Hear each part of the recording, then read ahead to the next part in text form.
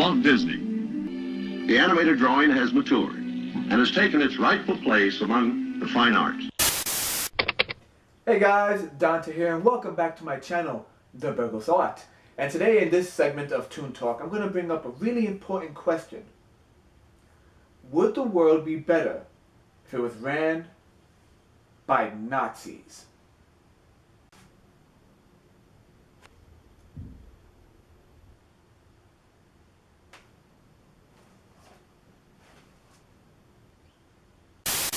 Miss T.R.I.X, I really want to thank you. This internship has shown me what to do and what not to do in the world of entertainment.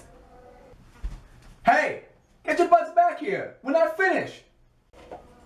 But sir, YouTube is sure to delete our channel at any moment. No, they're not. Now get back to your post. Okay, so let me elaborate. There are many themes that writers use to try and put a spin on their stories. I'm referring to when they take their characters and place them in a world that differs from the norm. Usually this will be taking a character and putting them in the Wild West, or putting them on a distant planet in the future, or in many cases, putting them in a world or a timeline in which the Nazis won World War II. But you might be asking, Dante, why are you focusing on Nazis?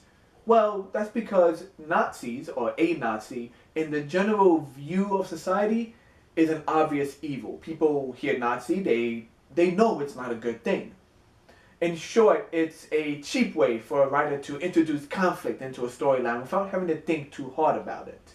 But it doesn't mean you can't do something interesting with the Nazi regime.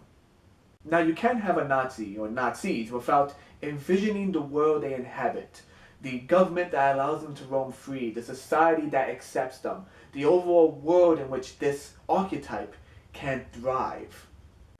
For most people, this is automatically a world that is considered a dystopian future that's ruled by fear and bigotry. So now we get to the point of this episode.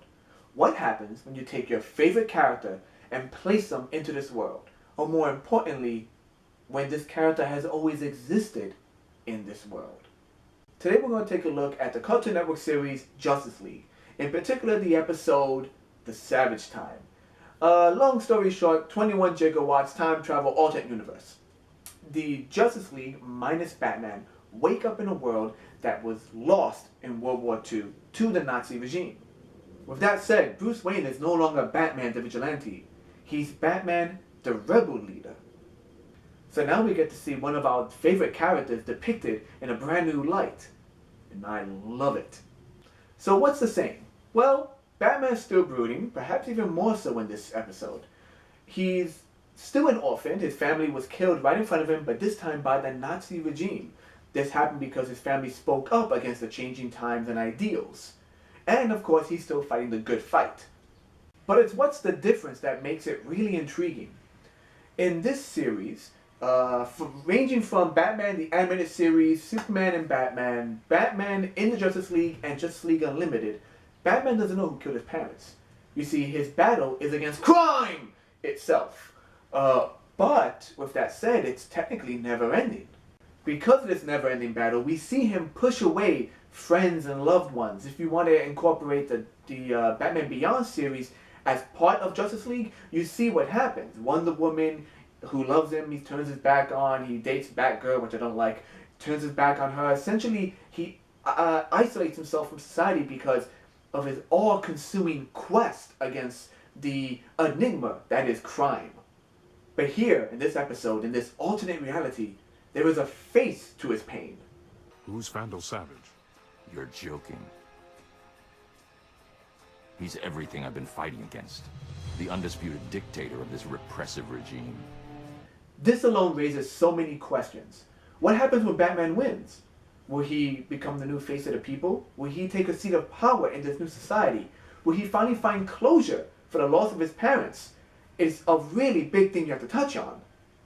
Oh, and also in this universe, Batman uses guns. You must have me confused with someone else. The next difference is the one I really like the most. You see, in this world, Batman no longer sees himself as the lone defender. It is no longer just his battle. You see, He's the rebel leader of a group of youths, children, that he's picked up along the way who have all lost their parents just like he did.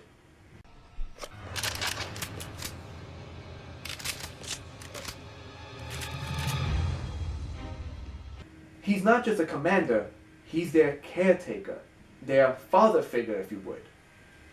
You see, after the 90s series, in my opinion, we kind of lost the more human side of Batman. He became colder and stern and once again off-putting to people who loved him. By comparison, let's take a clip from this episode of The Savage Time and compare it to an episode people usually don't like, known as The Underdwellers, and check the similarities and differences in how he acts. That's why I started the Resistance. We're all orphans and outsiders, fighting the good fight.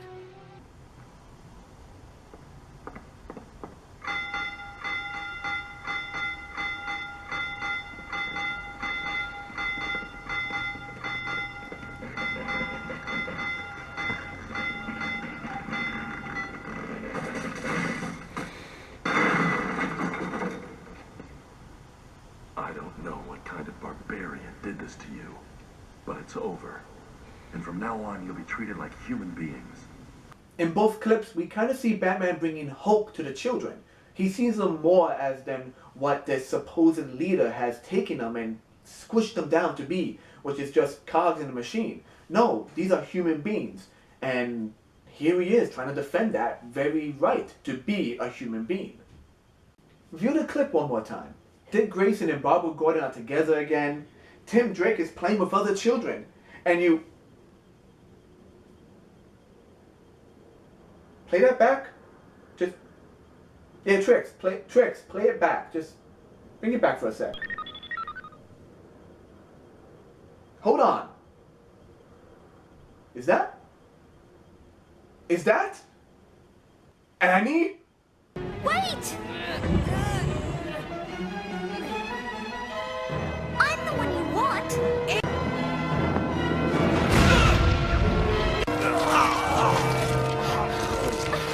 Run, Robin! Hurry!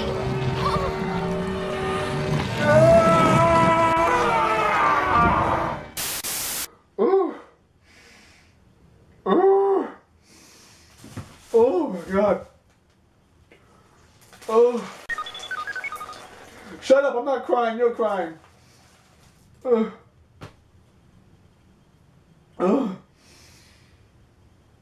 Where was I? So yeah, that happened. And a strange decision on the writers and animators' part, they place Annie in this scene, joyfully having fun with Tim Drake. Now, it makes no sense. Annie shouldn't be in this scene. But you know what? I'm gonna take it, damn it. Annie's alive, and she's happily playing with Tim Drake. And all is well. The episode, of course, ends with everything being set back to the norm, as expected. So now we return back to my first question. Would the world be better if it was ran by Nazis?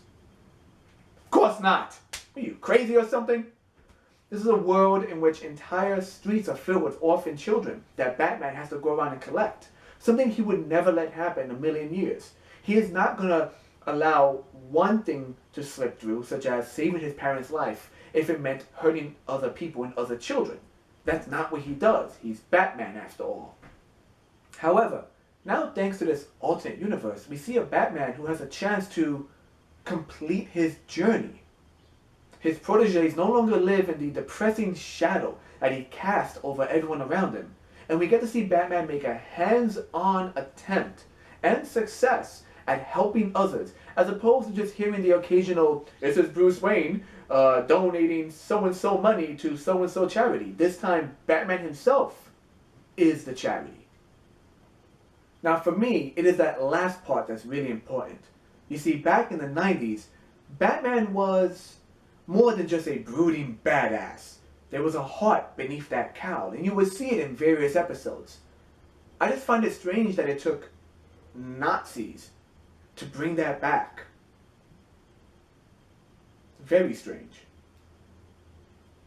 Anyway, guys, Once again, I am Dante. Like, favorite, share, subscribe, and all that good stuff. And I'll see you in the future. Later.